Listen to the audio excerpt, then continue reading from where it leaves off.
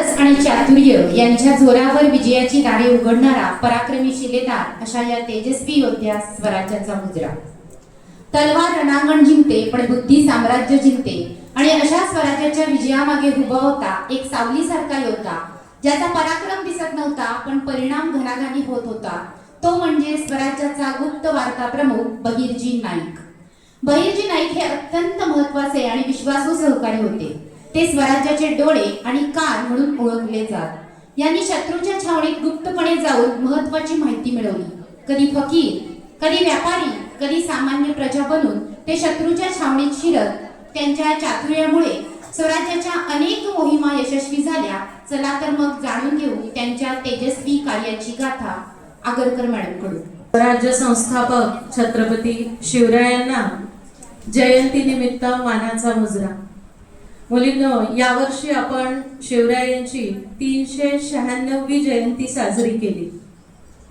साधारणतः 400 वर्ष उलटली आहेत, गेली आहेत ना, 4 शतकं उलटली. पण आजही शिवरायांच्या, त्यांच्या सहकार्यांच्या या कथा जेव्हा आपण ऐकतो, जेव्हा आपण प्रत्यक्ष चित्रपटांमधून किंवा सिरियल्समधून पाहतो, तेव्हा आजही आपल्याला स्फुरण चढते.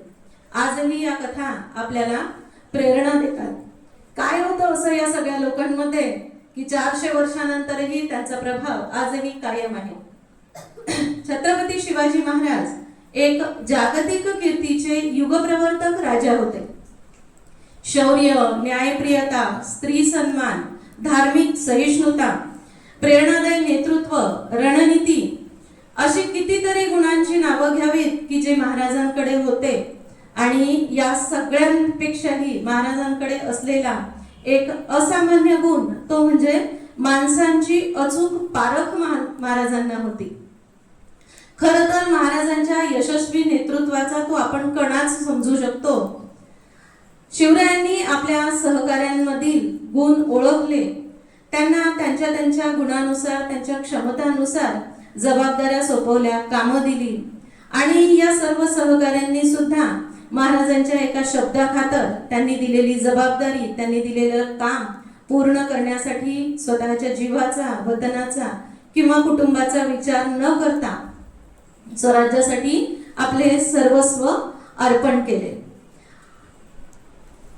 शिवचरित्रातील प्रत्येक कथा, प्रत्येक प्रसंग आपल्याला हेच सांगतो की शिवरायांनी योग्य व्यक्ती ओळखून योग्य वेळी त्याला योग्य ती जबाबदारी दिली, योग्य स्थान दिलं.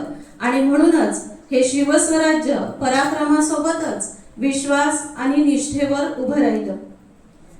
शिवरायांचे शत्रू बलाढ्य होते. आपण बऱ्याचदा ऐकतो, आपल्या मावळ्यांच्या गुणांकडे आपण लक्ष देतो, पण त्याच वेळी आपल्याला हे विसरून चालणार नाही की स्वराज्यावर चालून आलेला कोणताही शत्रू कोणी ऐरागैरा नव्हता. औरंगजेब असो, आदिलशहा असो किंवा त्यांचे सरदार अफजल खान असो, फुलाद खान असो, तेही तितकेच बलाढ्य, तितकेच क्रूर होते. म्हणजे आपल्यामध्ये ते क्रौर्य जरी नसलं तरी शिवरायांचे शत्रू तितकेच बलाढ्य होते. आणि या बलाढ्य शत्रूंसोबत लढताना महाराजांना गनिमी काव्याचा वापर करायचा होता. आणि गनिमी कावा म्हटलं की त्यासाठी शत्रूंची, त्यांच्या सैन्याची, त्यांच्या युद्ध प्रणाली त्यांची काय असेल, त्यांच्याजवळ दारुगोळा किती आहे, तोफखाना किती आहे, ही सगळी इत्थंभूत माहिती असणं गरजेचं होतं. छत्रपतींना आपण जाणता राजा म्हणून संबोधतो. या आपल्या जाणत्या राजाला कायमच जाणतं ठेवण्याचं एक महत्त्वपूर्ण काम पूर्ण केलं ते महाराजांच्या गुप्तहेर खात्याने. 3 ते 4 हजार गुप्तहेर असलेलं आपलं महाराजांचं हे गुप्तहेर खातं. छत्रपतींच्या कल्पनेमध्ये असलेल्या या हेर व्यवस्थेला मूर्त स्वरूप देण्याचं कार्य बहिर्जी नाईक म्हणजेच या गुप्तहेर खात्याच्या प्रमुखाने अतिशय चोखपणे पार पाडलं.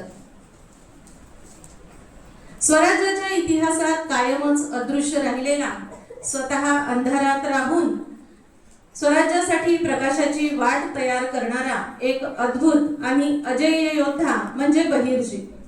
बहिर्जी म्हणजे काय तर बहिर्जी म्हणजे वेषांतर करण्यात पटाईत असलेला गुप्तहेर की जो शत्रूच्या गोटात शिरतो आणि योग्य ती आवश्यक ती सगळी माहिती मिळवून महाराजांकडे पोहोचवतो.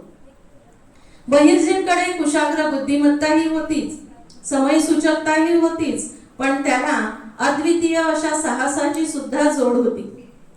खरं तर बहिर्जी हे सुद्धा त्यांचं खरं नाव नव्हे. गुप्तहेर खात्याचे प्रमुख म्हणूनच की काय, बहिर्जींच्या जन्म, मृत्यू आणि इतरही जीवनाविषयी फारशी काही माहिती इतिहासाला माहिती नाही. तर बहिर्जींचं मूळ नाव भैरवनाथ किंवा दौलतराव जाधव असे होते आणि नाईक ही सुद्धा गुप्तहेर खात्याचे प्रमुख म्हणून त्यांना दिली गेलेली पदवी. बहिर्जी महाराजांना कसे येऊन भेटले याविषयी सुद्धा इतिहासात दोन आख्यायिका सांगितल्या जातात. आख्यायिका म्हणजे दंतकथा, म्हणजे या कथांवर ऐतिहासिक दृष्ट्या किती विश्वास ठेवावा हे काही फारसं खात्रीने सांगता येत नाही. तर काही इतिहासकारांच्या मते एक वेळा स्वराज्यामध्ये लांडगे, कोल्हे या प्राण्यांचा उपद्रव फार वाढला आणि त्यामुळे सगळी रयत, सगळी जनता त्रस्त झाली. आणि मग महाराजांनी एक फरमान काढले की जो कोणी वीर या प्राण्यांची शिकार करेल आणि त्यांच्या शेपट्या कापून आणेल त्यांना बक्षीस दिलं जाईल. मग या दौलतरावाने म्हणजेच आपल्या बहिर्जींनी एके दिवशी अगदी सूर्योदयापासून सूर्यास्तापर्यंत अनेक लांडग्या कोल्ह्यांना मारलं आणि त्यांच्या शेपट्यांची एक भली मोठी माळ गळ्यात घालून ते शिवरायांकडे गेले. खरं तर बक्षिसांच्या ओढीने नव्हे तर आपल्या शिवाजी राजाला बघण्याच्या ओढीने बहिर्जी महाराजांपर्यंत पोहोचले होते. महाराजांनी त्या वीरामधील शौर्य, त्यांच्यामधली चपळता हेरली आणि त्यांना स्वराज्याच्या कामी रुजू करून घेतलं. दुसऱ्या एका आख्यायिकेनुसार असं सांगितलं जातं की बहिर्जी स्वराज्याच्या कामी रुजू होण्याच्या पूर्वी पोटापाण्यासाठी बहुरुप्याचे खेळ करत, सोंगाड्या म्हणून रस्त्यांवर वेगवेगळे वेश घेऊन ते लोकांचं मनोरंजन करीत. असेच एकदा रस्त्यावर ते खेळ करीत असताना महाराजांनी त्यांना पाहिले. या व्यक्तीमध्ये असणारं वेषांतर करण्याचं कसब, चेहऱ्यावरचे हाव अगदी क्षणामध्ये सहज बदलण्याचं कौशल्य महाराजांनी हेरलं आणि त्यांना स्वराज्याच्या गुप्तहेर खात्याची जबाबदारी सोपवली. स्वराज्यावर अनेक संकट आली आणि त्यापैकी सगळ्यात पहिलं आणि कदाचित सगळ्यात मोठं म्हणता येईल असं संकट म्हणजे अफजल खानाचं. अफजल खान जेव्हा स्वराज्यामध्ये शिरला तेव्हा पंढरपुरापासूनच बहिर्जी त्याच्या छावणीमध्ये, त्याच्या गोटामध्ये आपल्या गुप्तहेरांसह मिसळले होते. अफजल खानाचा वध ही अतिशय नाट्यमय रीतीने घडलेली घटना आपण पाहतो, आपल्याला सगळ्यांनाच माहिती आहे.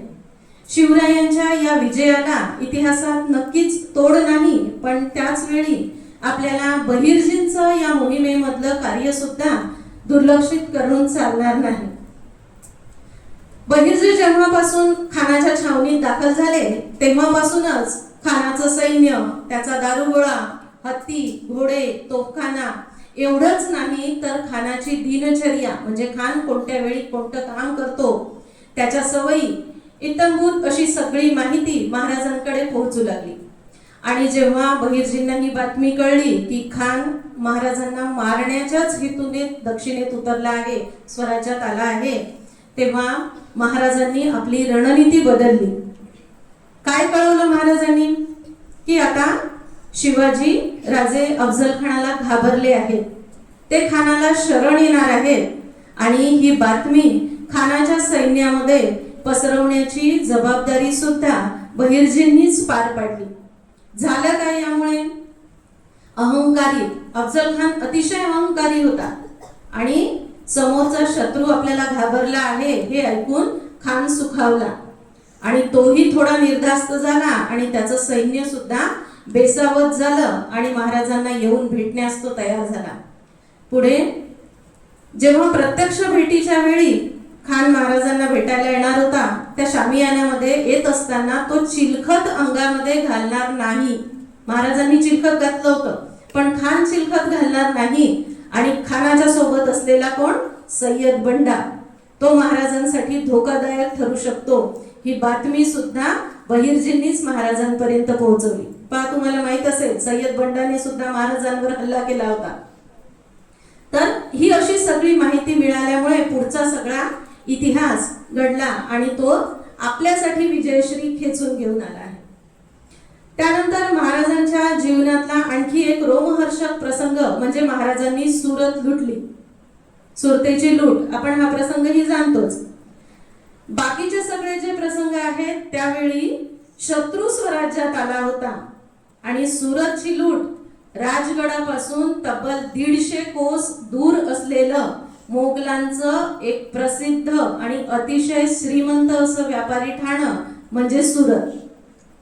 महाराजांनी तितक्या दूर जाऊन सुरत लुटली आणि राजांची परमुलखात काढली गेलेली ही पहिलीच मोहीम. पण या मोहिमेच्या योजनेचाच एक भाग म्हणून 4 ते 6 महिने आधीपासूनच बहिर्जींचे गुप्तहेर स्वतः बहिर्जींसह सुरतेमध्ये ठाण मांडून होते. बहिर्जी सुद्धा भिकाऱ्याच्या वेशामध्ये सुरतमध्ये 6 महिन्यांपर्यंत आधी माहिती काढत होते. राजगडापासून महाराजांचा सुरतेपर्यंतचा मार्ग तो किती सुरक्षित असावा, सुरतेमध्ये किती धनिक लोक आहेत, कोणाकडे किती धन आहे, कुठे ठेवलेलं आहे, याचबरोबर तिथे असणाऱ्या काही चांगल्या व्यक्ती की ज्या दानशूर होत्या अशा व्यक्तींना या लुटीपासून पूर्णपणे वेगळं ठेवण्यात आलं आणि ही सगळी माहिती महाराजांपर्यंत पोहोचली बहिर्जींकडून. अवघ्या 3च दिवसात महाराजांनी सुरत बदसुरत करून टाकली. अगदी चेहरा मोहरा सुरतेचा बदलून टाकला आणि औरंगजेबाचं नाक कापलं. आणि या सर्व योजनेमध्ये एक महत्वाचा हिस्सा किंवा सगळ्यात महत्वाचा वाटा होता तो बहिर्जी नाईक आणि त्यांच्या गुप्तहेर यंत्रणेचा. शिवरायांचं संपूर्ण जीवनच अतिशय धकाधकीचं आणि रोमहर्षक प्रसंगांनी भरलेलं आहे. म्हणजे असेही काही प्रसंग महाराजांच्या जीवनामध्ये आले की जिथे केवळ पराजय किंवा मृत्यूच महाराजांना मिळणार होता आणि अशाही प्रसंगात महाराजांनी विजय मिळवला आणि त्याचं श्रेय जातं बहिर्जींना.